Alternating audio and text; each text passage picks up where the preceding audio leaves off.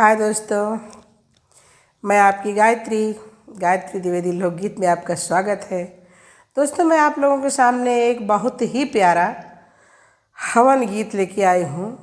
जिस समय रामायण की हवन होती है, गीता भागवत की हवन होती है, या मान लीजिए देवी जी का हवन, तो किसी प्रकार का कथा रामायण हो रहा है, सत्यनारायण भगवान कथा हो रहा है, उसमें भी गाया जाता है। वही गीत लेके आई हूँ। आप लोगों को जैसा लगे कमेंट में ज़रूर बताइएगा और फुल वॉच करके सुनिएगा दोस्तों, तभी मज़ा आएगा। और जब मज़ा आएगा तो कमेंट करने में, लाइक करने में, सब्सक्राइब करने में भी मज़ा आएगा। दोस्तों सुनिए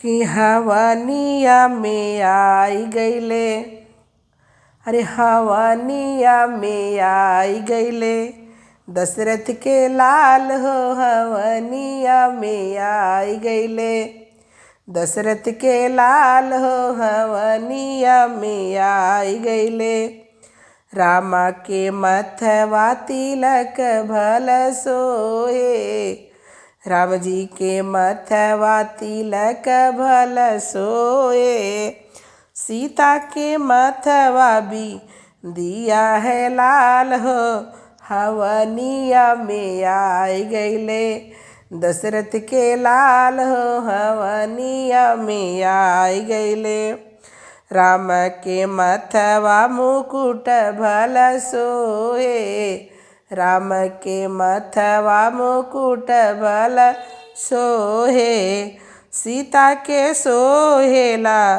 सीता के सोहेला, सिंदूर भरी मांग हो हवनिया में आई गईले, हवनिया में आई गईले, दशरथ के लाल हो हवनिया में आई गईले, दशरथ के लाल हो हवनिया में आई गईले, दशरथ के लाल हो हवनिया में आई गईले, राम के अंग पीताम्बर सोहे, राम के अंग पीताम्बर सोहे, अरे सीता के अंग चूनर सोहे लाल हो हवनिया में आई गईले, दशरथ के लाल हो हवनिया में आई गईले, दशरथ के लाल हो हवनिया में